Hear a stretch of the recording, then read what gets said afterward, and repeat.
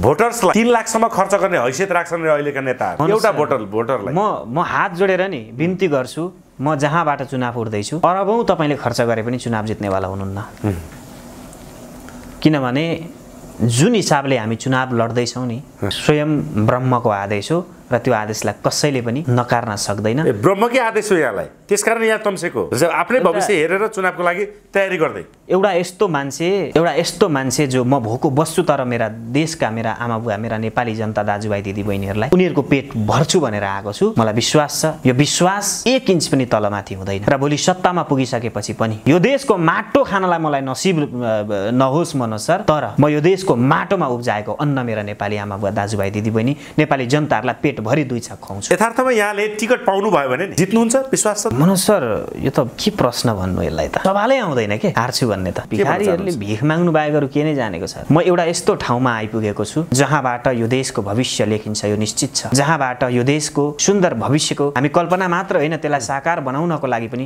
सक्षम छौं म त्यस्तो ठाउँमा आइपुगेको छु भने यो ठाउँमा एउटा माटो कणसम्म धुलो समान भएर यदि बस्नु पर्छ भने पनि जहाँ चाहिँ नि त्यहाँ हिँड्ने भक्तजनहरूले हैन श्रद्धालुहरूले पाइला टेक्छन् म आफूलाई धन्य सम्झिन्छु हामी दैत्यलाई टाउको पनि दिन्छौं हैन समाउनको लागि टाउको पनि दिन्छौं उनीहरूले बुझ्नुपर्छ कि टाउकोबाटै हो विष निक्लिने भनेको यो चुनाव साच्चै केवल चुनाव होइन यो देशको भविष्य कोर्दैछ मनोज सर यो चुनावले देशको भविष्य कोर्दैछ देशको भविष्य लेख्दैछ एउटा इतिहास लेख्दैछ र यो चुनावमा नेपाली जनता मेरा आमा बुवा दाजुभाइ दिदीबहिनी सचेत भएर भोट हाल्नु भयो भने नि हजुरहरू ढुक्क हुनुस् यी सम्पूर्ण चीजहरू संघीयतादेखि लिएर धर्मनिरपेक्षतादेखि लिएर जति पनि हाम्रो देशमा अहिले उच्छृङ्खल राजनीतिक परिवर्तनहरू भएका छन् उच्छृङ्खल प्रकारका उच्छृङ्खल प्रवृत्तिका ती सबै कुराहरूलाई हामी निर्मूल गर्छौं र यो राष्ट्रिय प्रजातन्त्र पार्टीले मात्रै गर्न सक्छ अरु कसैमा पनि यो हिम्मत छैन राजेन्द्र लिङ्गदेनले नेतृत्व गरेको राष्ट्रिय प्रजातन्त्र पार्टीले मात्रै गर्न सक्छ सर्वप्रथम त राजेन्द्र लिङ्गदेनज्यूले यति जे निर्णय लिनुहुन्छ अथवा पार्टीले केन्द्रले जे निर्णय लिन्छ त्यो मेरो शिरोधार्य छ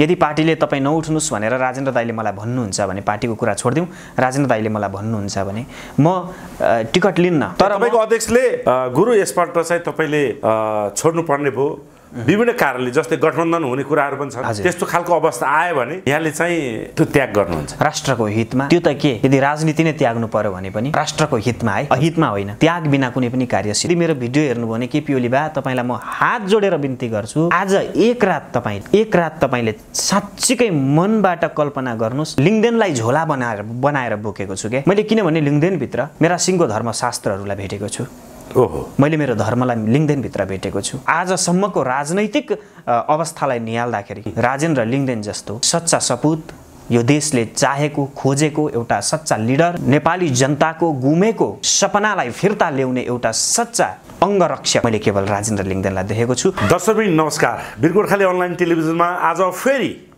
चर्चित ज्योतिष पण्डित गुरु अझ भनौँ राजनीतिक विश्लेषक आक्रमक सडकको योद्धा पनि भन्न रुचाउँछु म उहाँलाई पुष्कर खतिवडा हुनुहुन्छ हामी गुरुलाई गुरु स्वागत छ यहाँलाई धन्यवाद मनोज सर आराम हुनुहुन्छ हजुर भगवान तपाईलाई त आराम छैन होला गुरु किनभने चुनाव घोषणा गरेको छ अनि यहाँले त 6 महिना अगाडि नै झापाको 1 नम्बर क्षेत्रबाट चुनाव घोषणा गरिसक्नु भएको छ लड्ने भनेर तयारी के छ तयारी व्यापक रूपमा इन्टरनल हामी गरिरहेका छौं र यही 29 गते झापाको चारालीमा एउटा ठुलो आमसभाको पनि हामीले चाहिँ नि आयोजना गरेका छौं 29 गते र सायदै हजुरहरू पनि त्यहाँ उपस्थित हुनुहुन्छ होला मैले निम्तो यही मिडियाको मार्फतबाट र जति पनि यो भिडियोलाई हेर्दै हुनुहुन्छ उहाँहरू सबैजनालाई मैले निम्तो पनि गर्न चाहे र पार्टीको चाहिँ नि विधान अनुसार पार्टीको नियम अनुसार यदि मेरो भागमा त्यो जिम्मेवारी आयो भने काँध थाप्न तयार छु भनेर बसेको छु मनोज सर अहिले चाहिँ चुनावी तयारीमा हुनुहुन्छ हजुर तपाई धार्मिक गुरु भविष्य वाणी ज्ञाता धेरैको भविष्यहरू हेरेर कतिको त सन्तान पनि यहाँको भविष्यवाणीबाट वा हराएका मान्छेहरू पनि फेला परेका छन् कोभिडमा धेरै ठुलो योगदान रह्यो यहाँको हजुर कुनै एउटा विशेष पार्टीलाई बोकेर उसको झोला बोकेर हिडेर यो पार्टी मात्रै ठीक अरु गलत भन्न एउटा गुरुलाई सुहाउँछ गुरु झोला त हामीले एउटा बोक्नै पर्छ मनोज सर हजुर तर त्यो झोला भित्र के छ भन्ने कुरा महत्त्वपूर्ण हुन्छ हजुर झोला फोहोर भए पनि बाहिरबाट हेर्दा तुच्छ च्यातिएको दुलो परेको भए तापनि हजुर हामी त्यो भित्र भागवतका पुस्तक बोकेर हिँड्छौँ, वेदका पुस्तक बोकेर हिँड्छौँ, गीताका पुस्तक बोकेर हिँड्छौँ, हामी हाम्रा धर्मग्रन्थहरू बोकेर हिँड्छौँ। र मैले जसको अहिले झोला बोकेको छु तपाईँले भन्नुभयो, वास्तवमै मैले झोला बोकेको छु। हजुर मैले किन झोला बोकेको छु भने राप्रपाको मैले झोला बोकेको छु। किनभने तपाईँले राप्रपाको झोला बोक्नुभएको छ, लिङ्गदेनको झोला बोक्नुभएको हो, मैले लिङ्गदेनको झोला बोकेको छु। म छाती चाहिँ फुलाएर गर्वका साथमा भन्छु मनोज सर, किनभने मैले लिङ्गदेनलाई झोला बनाएर बोकेको छु के। मैले किनभने लिङ्गदेनभित्र मेरा सिङ्गो धर्मशास्त्रहरूलाई भेटेको छु। ओहो, मैले मेरो धर्मलाई लिङ्गदेनभित्र भेटेको छु। हजुर। र मलाई पूर्ण विश्वास छ आजसम्मको राजनैतिक अवस्थालाई निहाल्दाखेरि राजेन्द्र लिङ्गदेन जस्तो सच्चा सपुत, यो देशले चाहेको खोजेको एउटा सच्चा लिडर र नेपाली जनताको गुमेको सपनालाई फिर्ता ल्याउने एउटा सच्चा अङ्गरक्षक मैले केवल राजेन्द्र लिङ्गदेनलाई देखेको छु। त्यो भएर राजेन्द्र लिङ्गदेनलाई मैले झोला बनाएर बोकेको छु भनोस्। राजेन्द्र लिङ्गदेनको झोला बोकेको छु। मलाई गर्व छ त्यो झोला बोक्नुमा, जहाँ मैले मेरो धर्मशास्त्रहरू हालेर पढ्न पाउँछु। टिकट पाउँछु भनेर हजुर, यो राजेन्द्र लिङ्गदेन झोला बोक्छु भन्नुभएको त होइन नि? भोलि टिकट पायो भने चुनाव जितिन्छ, अहिले त फकाउनु पर्यो भनेर? हेर्नुहोस् मनोज सर, हामी त धार्मिक राजनीति गर्नको लागि आएका हौँ। यो देशको धर्मलाई जसरी विदेशीहरूको पासोमा फन्दामा झुन्ड्याइदिएर मारिदिएका छन्, आज भनौँ एकदम विघ्नतामा हाम्रो देश सङ्कटमा परेको छ। गुरुले यस्तो भन्नुभयो, राजनीतिले यो देशको वैदिक सनातन धर्मलाई ध्वस्त बनायो वा यहाँको धर्मलाई हस्तक्षेप गर्यो, तर धर्मशास्त्र अनुसार चाहिँ राजनीति चल्नुपर्छ भन्ने खालको यहाँको धारणा। बिल्कुलै। र अर्को कुरो हजुरले क्वेसन गर्दै हुनुहुन्थ्यो, टिकट नपाए के गर्ने भन्ने कुरा। म त्यसैको पेरिफेरीमा रहेर पहिला जवाब दिन्छु। सर्वप्रथम त राजेन्द्र लिङ्गदेनज्यूले यति बेला जे निर्णय लिनुहुन्छ अथवा पार्टीले, केन्द्रले जे निर्णय लिन्छ त्यो मेरो शिरोधार्य छ। यदि पार्टीले तपाईँ नउठ्नुहोस् भनेर राजेन्द्र दाइले मलाई भन्नुहुन्छ भने पार्टीको कुरा छोडिदिउँ, राजेन्द्र दाइले मलाई भन्नुहुन्छ भने म टिकट लिन्न।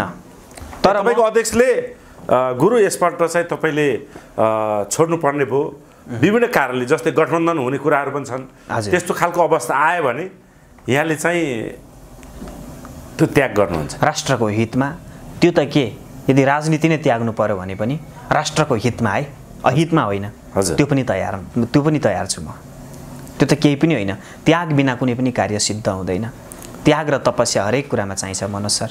जबसम्म मैले म भित्रको अहमतालाई त्याग्दिनँ, जबसम्म मैले म भित्रको क्रूरतालाई त्याग्दिनँ, तबसम्म म मान्छे बन्दिनँ भने यदि पार्टी माथि पुग्दैछ, पार्टीले चाहिँ राजेन्द्र लिङ्गदेनले प्रधानमन्त्री बन्ने एउटा सुनौलो अवसर प्राप्त गर्दैछन्, मैले टिकट त्यागिदिएको कारणले भने मैले त्याग्नै पर्छ। र मैले फेरि पनि बार भन्दैछु, पार्टीको झोला बोकेको छैन। राजेन्द्र लिङ्गदेनलाई जिताउनको लागि झोला बोकेर वास्तवमै झोले नै भएर हिँडेको छु, त्यो म स्वीकार गर्छु। र मलाई थाहा छ म त्यस्तो व्यक्तिको झोले भएर हिँडेको छु जसको झोला बोक्दाखेरि मैले मेरो धर्मको रक्षा गर्न सक्छु। भनेपछि गर्व छ यहाँलाई? गौरव छ। राप्रपाले नि संहिता खारेजीको कुरा गर्यो। हजुर, गर्छ, गरिरहेको छ। हरेक सदस्यले पनि भन्छ, राजेन्द्र लिङ्गदेनले पनि भन्नुहुन्छ, अध्यक्षले पनि। तर संहिता खारेजीको लागि सडक सङ्घर्ष, सशस्त्र सडक सङ्घर्ष गरेको देखिएन। चुनावमा भाग लिएको देखियो, सङ्घीय चुनावमा पनि भाग लिएको देखियो। जस्तै तपाईँको प्रदेशसभा सांसदमा पनि तयारी सुरु गरेको देखियो। यसलाई कसरी बुझाउन सक्नुहुन्छ नेपाली जनतालाई? यो यता पनि ठिक, यता पनि ठिक, दुईटा डुङ्गामा खुट्टा हाले पनि त एउटा दुर्घटना त हुन्छ। पहिलो कुरो त यो विधि र यो विधानलाई यो देशमा निम्ति आएको कसले? त्यही एमाले, काङ्ग्रेस, माओवादीले होइन? हजुर। र यसको विरोध पनि तिनीहरूले नै गर्दैछन् क्या मनोज सर। यदि राप्रपाले चाहन्छ भने यो प्रदेश अथवा सांसदीय चुनाव बहिष्कार गरोस् भन्ने उनीहरूको चाहिँ नि इच्छा छ। ए बाबा, तीन ठुला दलको रूपमा, शक्तिशाली पार्टीको रूपमा त तिनीहरू छन्, उनीहरूको अर्डर अहिलेसम्म चलिरहेको छ भने कमसेकम हामीलाई त्यहाँसम्म त पुग्न दिनुहोस्। पहिला हामीलाई त्यहाँ त पुर्याइदिनुहोस् जहाँ पुगेर हामीले गरेको निर्णय सर्वसम्मत पारित हुन सक्छ। यो चुनाव साँच्चीकै केवल चुनाव होइन, यो देशको भविष्य कोर्दैछ मनोज सर। यो चुनावले देशको भविष्य कोर्दैछ, देशको भविष्य लेख्दैछ, एउटा इतिहास लेख्दैछ। र यो चुनावमा नेपाली जनता मेरा आमाबुवा दाजुभाइ दिदीबहिनी सचेत भएर भोट हाल्नुभयो भने नि हजुरहरू ढुक्क हुनुहोस्। यी सम्पूर्ण चिजहरू सङ्घीयतादेखि लिएर धर्मनिरपेक्षतादेखि लिएर जति पनि हाम्रो देशमा अहिले उच्छृङ्खल राजनीतिक परिवर्तनहरू भएका छन्, उच्छृङ्खल प्रकारका उच्छृङ्खल प्रवृत्तिका, ती सबै कुराहरूलाई हामी निर्मूल गर्छौँ र यो राष्ट्रिय प्रजातन्त्र पार्टीले मात्रै गर्न सक्छ। अरू कसैमा पनि यो हिम्मत छैन र त्यो हिम्मत राष्ट्रिय प्रजातन्त्र पार्टी भन्दा पनि राजेन्द्र लिङ्गदेनले नेतृत्व गरेको राष्ट्रिय प्रजातन्त्र पार्टीले मात्रै गर्न सक्छ। हामी यस्तो अवस्थामा छौँ नि मनोज सर, देश यस्तो जीर्ण अवस्थामा पुगेको छ, खोक्रो भइसकेको छ क्या भित्रैबाट। अनि अब पनि जनता नजागे कहिले जाग्ने? अलिकति देशको माया छ भने त्यही त जनता जगाएर आन्दोलन मार्फत जानुपर्ने हो। हुन त घोषणा गरेछ भदौदेखि, तयारी के छ? जस्तै काठमाडौँ केन्द्रित आन्दोलन भदौबाट गर्ने घोषणा गरेछ, तपाईँहरूको कार्यक्रम अन्तर्गतै पर्छ यो। हामी 100% हामी आन्दोलन गर्छौँ र त्यसका लागि हामीले हाम्रो तर्फबाट दिन सक्ने योगदान पार्टीको देशको लागि, नितान्त पार्टीको व्यक्तिको लागि नभएर पहिलो प्राथमिकता आन्दोलनलाई दिइरहेछ अहिले राप्रपाले। गर्नुपर्छ। अब आन्दोलन मात्र गर्ने होइन, आन्दोलनबाटै यो परिवर्तनलाई हामीहरूले निम्त्याउनुपर्छ मेरो विचार। पहिलो प्राथमिकता आन्दोलनबाट त्यो पनि आधी बेरी कन्टिन्यू आन्दोलन हुनु पर्यो। चैते बतास आज गऱ्यो भोलि सक्यो होइन। आन्दोलन पनि जसरी आज कोसीमा पानी उर्लिएको छ नि त्यसरी हुन पर्यो क्या, सुनामी आउन पर्यो। लाखौँ जनता काठमाडौँ सडकमा आउनु पर्यो। लाखौँले पुग्दैन अब होइन, 10औँ 20औँ 30औँ लाख जनता एकैचोटि सडकमा ओर्लिएर तपाईँको चाहिँ नि यिनीहरूले खडा गरेको यो चाहिँ षड्यन्त्रकारी जो दस्ता छ त्यो दस्तालाई नै कुल्चिएर परास्त गर्न सक्नुपर्छ। दस्तालाई, व्यवस्थालाई हो, कमिलाको दुलो टाले जसरी कुल्चिएर। यदि यो आन्दोलन गर्नुभयो सबै सङ्घ संस्था र विशेष गरी राष्ट्रवादी शक्तिहरूले साथ दिए, देशप्रेमी नेपालीहरूले साथ दिए, हो, 10औँ लाख जनता आए, निर्णय के गर्छ राप्रपाले? जनतालाई साक्षी राखेर सङ्घीय लोकतान्त्रिक गणतन्त्रको व्यवस्था आजदेखि फालेको घोषणा गर्छ त? त्यो आँट हिम्मत छ राजेन्द्र लिङ्गदेनसँग? त्यो आँट र हिम्मत केवल राजेन्द्र लिङ्गदेनसँग मात्रै छ। हौसला साँच्चै छ यो कुरा उहाँसँग मात्रै छ। भनेपछि जनता त्यसरी आएपछि चुनाव अगाडि नै गणतन्त्र फालिन्छ, त्यो भनेपछि चुनाव हुने कुरै भएन। हामी चाहन्छौँ। तयारी पनि त्यही छ। तयारी पनि त्यही छ। जस्तै देशव्यापी राप्रपाले जिल्ला घेराउ कार्यक्रमदेखि लिएर धरना कार्यक्रमदेखि लिएर गरिरहेछ, त्यो भदौमा हुने आन्दोलनको पूर्व तयारी हो। पूर्व तयारी पनि हो र हामी पनि त्यसको लागि एउटा युवा दस्ता तयार गरिरहेका छौँ, माहौल बनाइरहेका छौँ होइन। यही तपाईँको चाहिँ 23 गते सायद भोलि होला हाम्रो एउटा धार्मिक पदयात्राको कार्यक्रम पनि रहेको छ। मैती देवी मन्दिरदेखि लिएर पशुपतिनाथ मन्दिरसम्म हाम्रो चाहिँ सोमबारको दिन पनि श्रावणको पवित्र दिन मानौँ एउटा चाहिँ नि यो राष्ट्रको समुन्नतिको लागि, यो राष्ट्रको यो खस्किँदो जुन कुव्यवस्था छ, राजनीतिक कुव्यवस्था छ, त्यसको परिवर्तनको लागि पशुपतिनाथसँग हामी शक्ति माग्न जाँदैछौँ। यसको साथसाथै यदि त्यहाँ सफल भएन, किनभने अघिल्लो चुनावहरूमा पनि विभिन्न राजनीतिक सङ्घ संस्थाहरूले सबैभन्दा बढी सशक्त आन्दोलन शिवसेनाले गरेको थियो क्या त्यतिखेर, म आफै त्यसको नेतृत्वमा थिएँ। हजुर। तर चुनाव हामीले रोक्न सकेनौँ, 5 वर्ष पस्ताउनु पर्यो क्या। त्यो बेलामा यदि हामी चुनावमा भाग नलिए पनि हामीले राप्रपा लगायत राष्ट्रवादी शक्तिलाई सघाएको भए जति सिट अहिले थियो त्योभन्दा 25% बढ्न सक्थ्यो। भने अर्थ यी कुरालाई मध्यनजर गरेर सडक सङ्घर्षलाई पहिलो प्राथमिकता, तर त्यसैलाई जग बनाएर चाहिँ सदनमा जाने पनि तयारी। अब बहुतै गजबको रणनीति अपनाए जस्तो लाग्छ मलाई राप्रपाले। होइन, जनता झुक्याउने हो कि यथार्थमा यो रणनीति राजनीतिक रणनीति हो? मनोज सर, हामी मान्छेले नदीमा जान्छ, कसैले ढुङ्गा निकाल्छ, गिटी निकाल्छ, बालुवा निकाल्छ, कतिले माछा निकाल्लान्, कतिले पानी निकाल्लान्, कुलो काटेर चाहिँ नि खेतमा लगाउलान् होइन। हजुर। तर त्यसको मुहानै सुकाउँछु भनेर मुहानसम्म पुग्नु भनेको मूर्खता हुन्छ।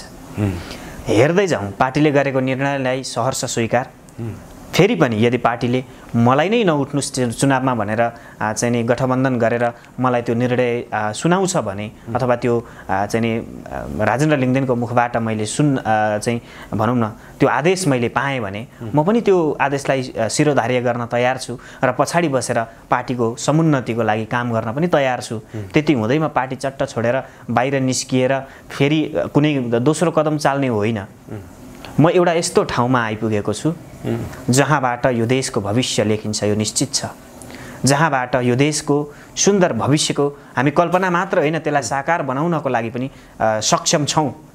म त्यस्तो ठाउँमा आइपुगेको छु भने त्यो ठाउँमा एउटा माटो कणसम्म धुलो समान भएर यदि बस्नुपर्छ भने पनि जहाँ चाहिँ नि त्यहाँ हिँड्ने भक्तजनहरूले होइन श्रद्धालुहरूले पाइला टेक्छन्, म आफूले आफूलाई धन्य सम्झिन्छु। किनभने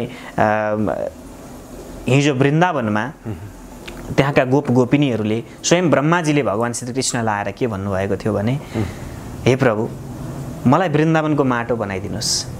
जब जब तपाईँका भक्तहरू यहाँबाट हिँड्छन् र मलाई कुल्चिन्छन् उनीहरूको पाउमा म टालिन्छु र म तपाईँको मन्दिरसम्म पुग्छु। मलाई ब्रह्मलोक चाहिएको छैन।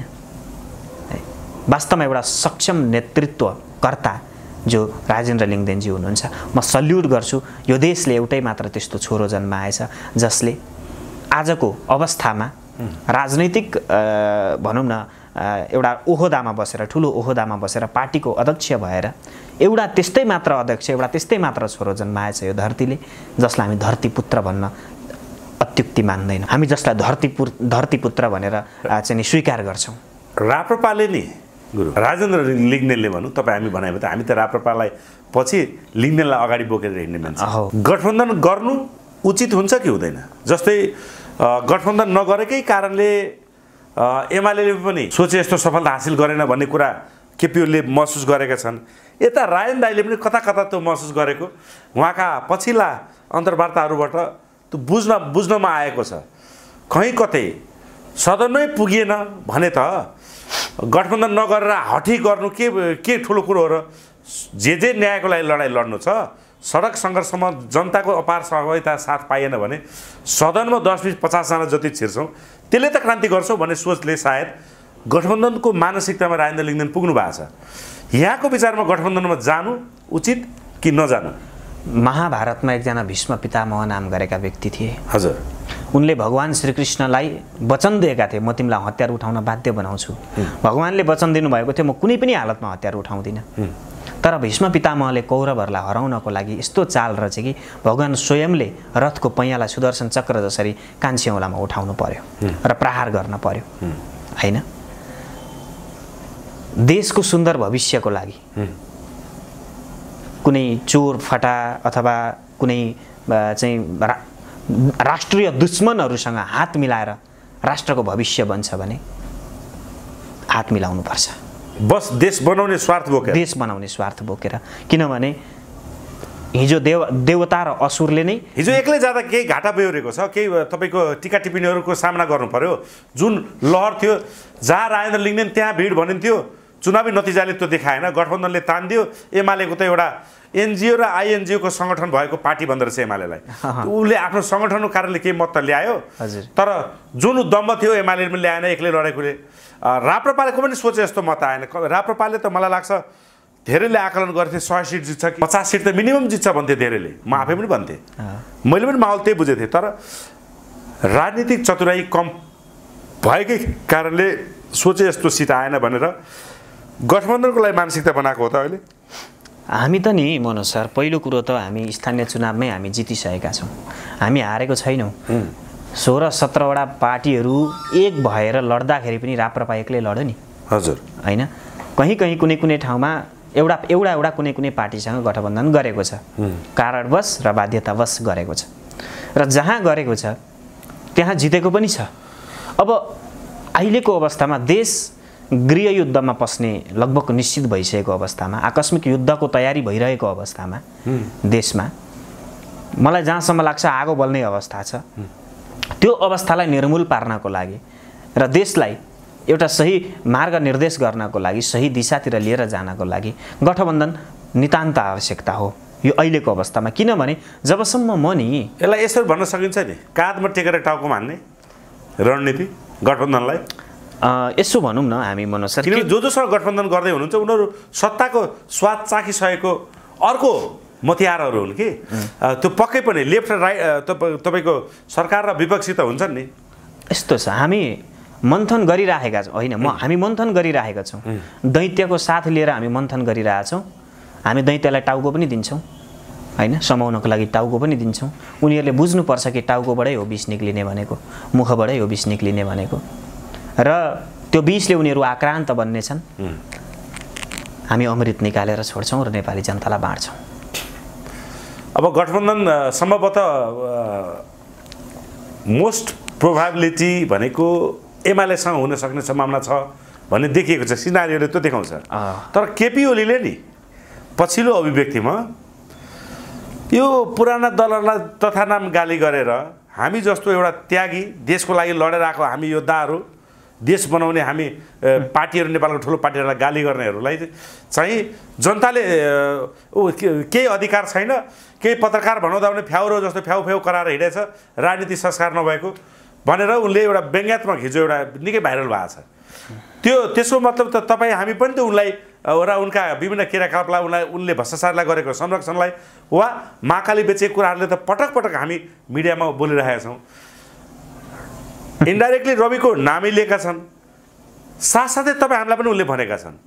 उनीहरू चाहिँ आफूले त्यो पुरानो पृष्ठभूमि किन बिर्से होला, किनकि उतातिर फर्केर भात खाँदै गरेको मान्छेलाई बन्चोरले हानेर मारेर 14 वर्ष जेल बस्ने, आफू अपराधी भएर राजनीतिमा आउने, अहिले आएर एउटा स्वतन्त्रता अभिव्यक्ति मार्फत खबरदारी गराउने र उसको भण्डाफोर गर्ने अभियन्ताहरूलाई, नेताहरूलाई वा पत्रकारहरूलाई तथा नाम भन्दै हिँडेका छन्। त्यस्ता व्यक्तिसँगको सहकार्य राप्रपालाई हितकर होला।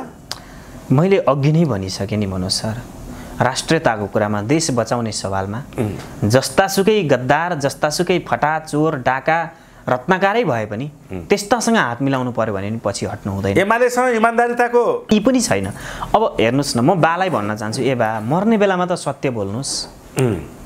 कति जनता झुक्क्याउने, प्राण जानु पर्दैन, तपाईँले मर्नु पर्दैन कि सिङ्गो नेपालै बोकेर तपाईँ मर्ने हो, नेपालै लिएर जाने हो कि त्यो प्रधानमन्त्रीको कुर्सी बोकेर तपाईँ जाने हो? कति पाप गर्नु हो सोच्नुहोस् त एकचोटि। आज एकचोटि यदि मेरो भिडियो हेर्नुभयो भने केपी ओली बा, तपाईँलाई म हात जोडेर बिन्ती गर्छु, आज एक रात तपाईँले साँच्चीकै मनबाट कल्पना गर्नुहोस्, तपाईँले पछाडिबाट हानेर मारेका ती निर्दोष जनताहरू, तपाईँले गरेको अन्याय, अत्याचार, भ्रष्टाचार, हत्या, अब त्यसमा के छन् लुकी लुकी गरेका हामीहरूलाई थाहा छैन सबै कुरा। देशमा निम्त्याएको व्यथितिलाई एकचोटि साँच्चीकै आज बेलुका सुत्नुभन्दा अगाडि होइन, तपाईँले वाइन नखाइकन, महँगो रक्सी नखाइकन एकचोटि त्यो सोच्नुहोस् त, तपाईँलाई निन्द्रा लाग्छ कि लाग्दैन? अब त तपाईँको काशी जाने बेला हो, वृन्दावन जाने बेला हो, हरिद्वार जाने बेला हो, श्राद्ध गर्ने बेला हो, पितृ उद्धारका लागि चाहिँ मात्र यो किन भन्नुभएको? यो त सबैलाई हाम्रो देउबाजी पनि त र्याली काट्न थाले। उहाँको त कुरै नगर्नु न, सी उहाँको त नाम सुन्दा नि कान अपवित्र हुन्छ मनोज सर, कुरै नगर्नुहोस् उहाँको त। उहाँ पनि मान्छे हो भने छोडिदिनुहोस् न। उहाँ प्रचण्ड हिजो इन्डिया गएर आए, यी पितृ श्राद्ध 7 वर्ष लाग्नेलाई 7 मिनटमै नागरिकता बन्ने प्रावधान दिएर गए, अहिले जापान गएका छन्। अब जापान मार्फत नेपाललाई जुन ऋण सहुलियतको कुरा छ नि, चुनावी ऋण सहुलियतको कुरा, त्यो चाहिँ फेरि चर्को ब्याजमा रहेछ। भिख माग्न जानुभयो उहाँ फेरि पनि। जाँदा जान्छन्, राष्ट्रघाती काम गर्दै हिँडेछन्, नेपाली जनता नेता बनिरहेछन्। भिखारीहरूले भिख माग्नु बाहेकहरू के नै जानेको छ र होइन र? एउटा झोला बोक्यो, गयो, ल्यायो, बाँडीचुँडी खायो, सिद्ध्यायो, देशलाई जनताको टाउकामा ऋण बोकायो। यिनीहरूले त्यहाँभन्दा गर्ने नै के हो देशका लागि? अरू गरेका छन् के? देशलाई, देशमा अशान्ति, अकर्मण्यता होइन, भ्रष्टाचार, धृष्टता, दुष्टता, यिनीहरूले यो बाहेक यो देशमा के निम्ति आए मलाई भनिदिनुहोस् न। देशमा गद्दारी गर्ने बाहेक र यो माटोलाई गद्दारी गर्ने बाहेक कुन चाहिँ यिनीहरूले त्यस्तो राम्रो काम गरे जसले यो देशको भलो होस् भने यिनीहरूलाई हामी नेता भनिरहेका छौँ नि। यिनीहरू नेता होइनन् के, यिनीहरू नेता होइनन्, यिनीहरू कतै नेता हुनै सक्दैनन्। यिनीहरू भनेको यो देशका दुश्मन हुन् र मलाई विश्वास छ एक दिन यो धरतीले नि, किनभने यो धरतीमा पाइला टेकेर जन्मिएको नानी नि यही धरतीको माटोसँग मिल्नुपर्छ। यो प्रकृति, यो माटो र यो समयभन्दा यिनीहरू बलवान छैनन्। यिनीहरूले बुझ्नुपर्छ सत्ता, शक्ति र रुपैयाँ भनेको सधैँभरि मान्छेको साथमा रहँदैन। यो कुरा यिनीहरूले बुझ्नुपर्छ। र जुन दिन यिनको सत्ता अथवा शक्ति अथवा यिनीहरूको रुपैयाँ यिनीहरूको गोजीबाट सिद्धिन्छ नि मनोज सर, सिद्धिने अवस्था आउँछ नि, यिनीहरू मान्छे सकिन्छ नि, यिनीहरूको पैसा सकिँदैन, यिनीहरूलाई यिनीहरूकै कार्यकर्ताले कुटी कुटी मार्छ। सुनिन्छ नि, चुनाव आयो 45 ट्रक भन्दा बढी पैसा, 500 1000को पैसा त पानी ट्याङ्की र इनारमा तपाईँको त्यो रिजर्भ ट्याङ्कीहरूमा, ट्रकहरूमा, कोठाहरूमा भरिभरि राखेछन् अरे। त्यो त चुनावमा फ्लास भयो। तपाईँहरू त इमान्दारितापूर्वक भोट माग्न जानुहुन्छ, कसरी प्रतिस्पर्धा सम्भव छ? यो संसारमा एउटा मात्र त्यस्तो चिज छ जसले ढिलो जित्छ तर पक्का जित्छ, त्यो सत्य। हामी सत्यको राजनीति गरिरहेका छौँ। सत्यले भोक मेट्दैन नि। मेरो भोक नमेटोस्, म भोकै बस्नु परोस्, भलै मैले बाटोमा भिख माग्नु परोस्, तर मेरा देशका जनताहरू भोको नहुन्, त्यो इच्छा लिएर हिँडेको हो। पक्कै पनि त्यसको लागि के यहाँले पनि पैसा बाँड्ने मनसाय बनाउनु भएको त? मैले भने नि चुनावमा, मैले भने नि, किनभने उनीहरूले भोको पेट भर्नलाई तत्काललाई सायद 2 दिन लाओस्, 4 दिन लाओस् वा 1 दिन लाओस् वा 15 दिन मासु रक्सी खुवाउनलाई होस्, 45 ट्रक के गुरु, एकजना भोटर्सलाई 3 लाखसम्म खर्च गर्ने हैसियत राख्छन् अहिलेका नेताहरू। एउटा भोटरलाई म हात जोडेर नि बिन्ती गर्छु, म जहाँबाट चुनाव उठ्दैछु अरबौँ तपाईँले खर्च गरे पनि चुनाव जित्नेवाला हुनुहुन्न। किनभने जुन हिसाबले हामी चुनाव लड्दैछौँ नि, स्वयं ब्रह्मको आदेश हो र त्यो आदेशलाई कसैले पनि नकार्न सक्दैन। ब्रह्मकै आदेश हो यहाँलाई, त्यसकारण यहाँ तम्सेको आफ्नै भविष्य हेरेर चुनावको लागि तयारी गर्दै एउटा यस्तो मान्छे जो म भोको बस्छु तर मेरा देशका, मेरा आमा बुवा, मेरा नेपाली जनता दाजुभाइ दिदीबहिनीहरूलाई उनीहरूको पेट भर्छु भनेर आएको छु। मलाई विश्वास छ, यो विश्वास 1 इन्च पनि तलमाथि हुँदैन। र भोलि सत्तामा पुगिसकेपछि पनि यो देशको माटो खानलाई मलाई नसिब नहोस् मनोज सर, तर म यो देशको माटोमा उब्जाएको अन्न मेरा नेपाली आमा बुवा दाजुभाइ दिदीबहिनी नेपाली जनताहरूलाई पेटभरि 2 छाक खुवाउँछु। यथार्थमा यहाँले टिकट पाउनु भयो भने नि जित्नुहुन्छ, विश्वास छ त? मनोज सर, यो त के प्रश्न भन्नु, यसलाई त सवालै आउँदैन के हार्छु भन्ने त। म त अर्कै सोचिरहेको, भनेपछि हार्ने त सवालै आउँदैन। जो तपाईँको प्रतिस्पर्धामा आउँछन् उनीहरू हार्न आएका हुन्, जित्न आएका होइनन्। हो, जब मान्छेको एउटा आस्था जोडिन्छ नि मनोज सर, हजुर, मान्छेले ढुङ्गामा पनि देउता देख्छ होइन? हामी त नि नेपाली हिजो कोभिडको टाइममा नेपाल सरकारले गरेको ज्याजतीलाई देखेर यो सिस्टम चेन्ज गर्छु म, मेरा नेपाली चाहिँ परिवारहरू कुनै पनि हालतमा रोग भोकले मर्नु हुँदैन, यो नेपाली माटो विदेशीको चङ्गोलमा फस्नु हुँदैन भनेर त्यो लक्ष्य र त्यो सपना बोकेर राजनीतिमा आएको छु। 10 वर्ष ढिलो होला मनोज सर, तर मैले बार भन्ने गरेको छु, पुष्कर खतिवडा यो देशको इतिहासमा सुशासन कायम गर्ने एउटा सफल गुरु अथवा राजनीतिज्ञ धार्मिक राजनीतिज्ञको रूपमा स्थापित भएरै मर्छ। र गुरुको कर्तव्य हो अन्धकारलाई चिरेर उज्यालो छर्ने, यो देशको अन्धकार, यो देशको असुरहरूको अन्त्य गरेर जबसम्म त्यो परशुराम भएर यिनीहरूको संहार गर्नेवाला गर्दिन नि, मर्दिन मनोज सर। अन्तमा मैले सोध्न बिर्सेको र यहाँले केही भन्न खोजेको सठिक तर नेपाली जनताले सरसर बुझ्ने कुरा छन् भने कृपया। म यति मात्रै भन्न चाहन्छु, अब कुइने र नकुइने फोहोर छुट्याउने बेला आएको छ हैन? कुइने र नकुइने फोहोर छुट्याउने बेला आएको छ। यो देशले परिवर्तन साँच्चीकै चाहेको छ।